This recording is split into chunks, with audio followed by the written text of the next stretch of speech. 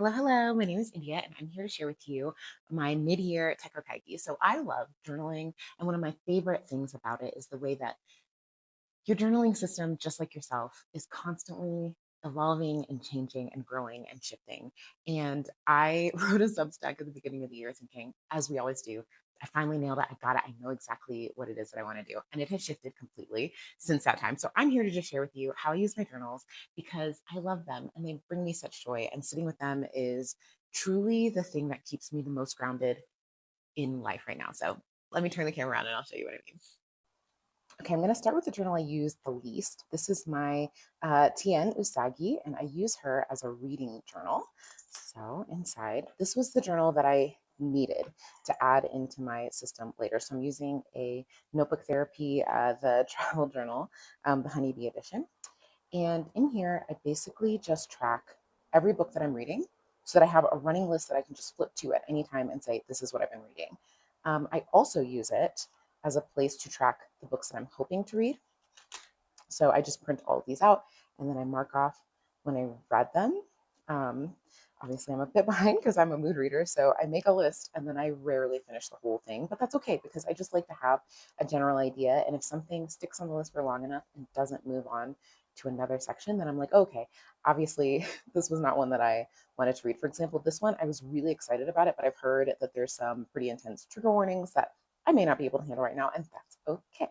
So another one, similarly, is I started the address book. These are my nonfiction hopefuls, and I like it, but I could tell it wasn't right for me right now. So it's one that I'll probably come back to another time, but it wasn't right for the moment. I'm also doing a year-long study of kindness in literature. So I'm reading a bunch of books where characters are either incredibly kind or like here, where it's more about like revenge or whatever. Like how do people handle difficult situations that come their way? And I've slowly been making my way through, and it's been so fun. It's part of my personal curriculum, and I'll share that with you in a sec. And then I had for the similar series, I had the idea of reading all of the Anne of Green Gables books. I've decided I probably won't get to all of them this year, and that is okay. I have previously read the first three, and I've never read the last few, so we'll see. But this is a journal that's going to stick with me for a couple years, so I can always come back and fill them in if I need to. Then I also really just love a reading challenge. So, for example, this is the Disney Reading Challenge. I forget who made this one, but I'll make sure to put it in the description box. Walt Disney is a hyperfixation of mine. And so, being able to have, and Disney movies in general, being able to have a fun challenge where I can just like find a connection and then just keep it all here so I can come back and look at it later is always a great plan for me. And then lastly, I have the Taylor Swift Reading Challenge by Shadow Booker on Instagram, and it's like reading a book for each album, and I will put them in as soon as I finish them. So that is Usagi. And to complement Usagi, I also have my Pride and Joy, which is my Hobonichi Weeks. So this, my sweet friend Emmy got for me at the Chicago Stationery Festival, and it was a game changer. I had been so unsure about how I wanted to track my media, but I love to slow down and really sit with everything that I consume, the music, the movies, the podcasts, the books, of course. So here's how I've been doing that. So essentially, on the left-hand side, I've drawn a line and I track what I'm reading. I'm always reading. I tend to read close to 100 books a year. And so everything that I'm reading, I track here and the percentage. I use Storygraph to tell me about what percentage I'm at once I've uploaded the pages that I'm on or whatever. And then I use here for everything else, YouTube videos, TV series, podcasts, etc. And then over here, whatever I finished or whatever I can't get out of my head, that's where I get to write a little bit more about it. I don't have to take a long time, and it doesn't take long, but it forces me to pause and sit with whatever it is that I've been reading. So I've been doing that since February. I started in a TN insert and realized that this was actually a better, more compact format for me. Also, I learned this, I forget where, somewhere on Instagram, I think, where someone left a blank box to come back and fill in later. They did this for like a journal entry if it was like a question you had and then like you wanted a place that you could come back and add more detail. I was like, oh man, I'm loving this album by BTS. I wonder where it's going to rank at the end of the year. So I left myself a little wonky box to go and fill in where I left off. And I think that that's really fun. This was just a full deep dive on Project Hail Mary, both the book and the film, and a podcast that I listened to on it just like fully immersed, loved it. And sometimes, honestly, I can go into the back and add a little bit of extra detail if I need to, if I run out of space here. But another thing that I do if I run out of space is I just add a little, just a little place to add a little more detail. If I'm like, I want to fit it in on this page, there's always a way. So that's essentially my media journal, which is truly the one that I use every single day. I mean, I have to come in to just add these. So get you up to today. I haven't finished the most recent spread, but that's okay. Next, this one I won't show too much of. This is my personal like joy journal. So I use it to write about my life or little things. It's a Hobonichi Avec, and I use it to, no, it's not.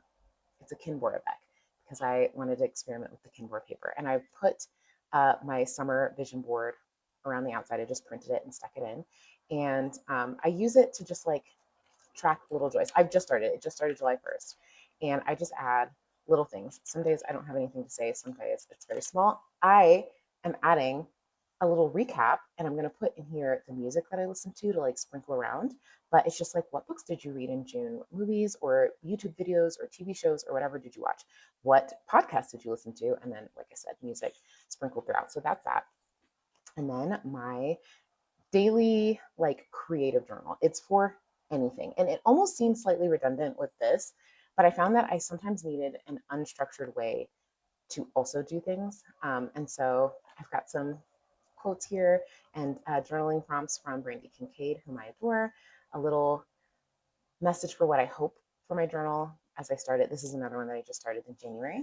I'm doing the 75 dedicated challenge by MindBodyMel, and it's giving myself the grace to start anywhere, Brandi Kincaid stickers, and just see how well I can be consistent with the things that I think will make me a better version of myself, which is a big part of what journaling is. So it's however I want to play on the page. If it's just that I want to write one quick thing or add a quote or have a quote from a friend or track a little memory moment that happened or similar.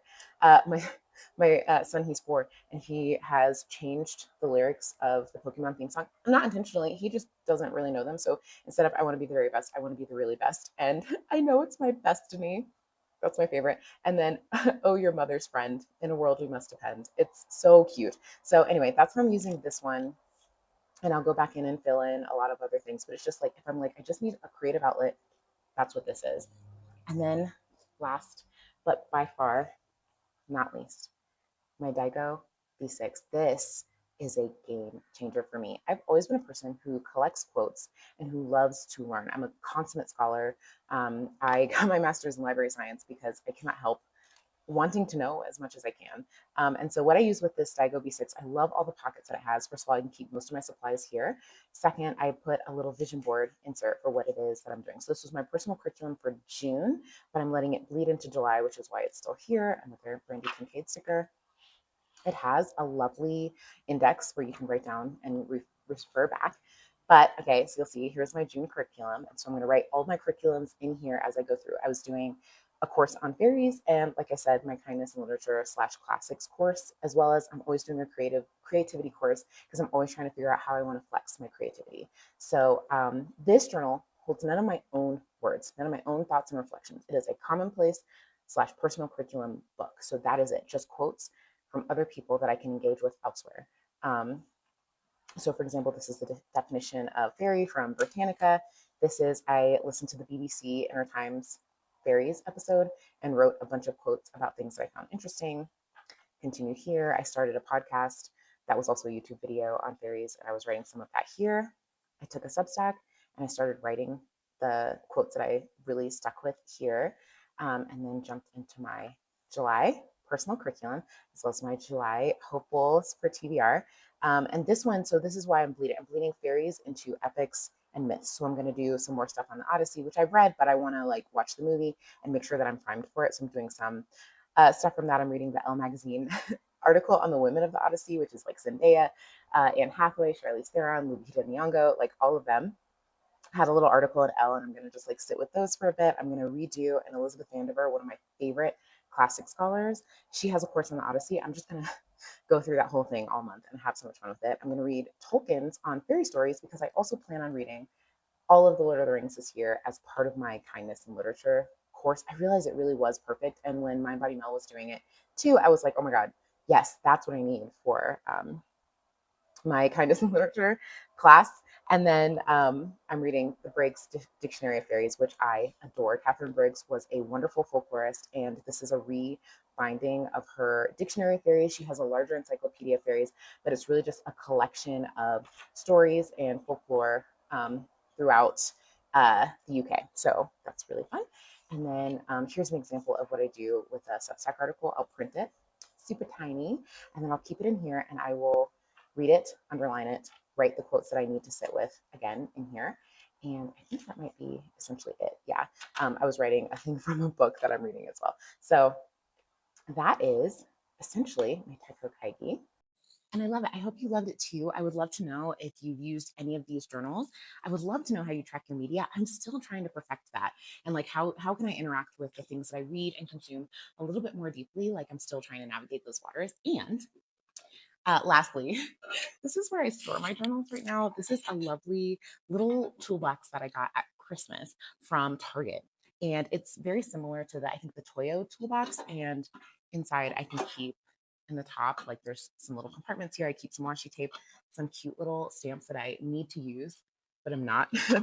I also have some really cute letter stamps. I love these because they connect together so I can make the word and it'll stay in one little spot, some washi tape, etc., pens, quotes, and things that I print from the internet or get from friends, and then a larger internal compartment that truly holds all of my stuff. So I can just put all of the notebooks in here and I can move it around the house however I want. And basically everything that I need will be right there. So let me know if you have any questions. I'm definitely going to come back later and talk about some of the top books that I've read because obviously that's like my main reason for journaling is for the books and things I've read. So I'm deciding if I want to do a half year, like this is what I've read up to this year, or if I want to do I'm turning 40 in August. So I'm like, do I want to do the top books that I read in my 39th year? I'm trying to decide which one it is, but let me know if you have any opinions or thoughts, and I hope you have the best day ever.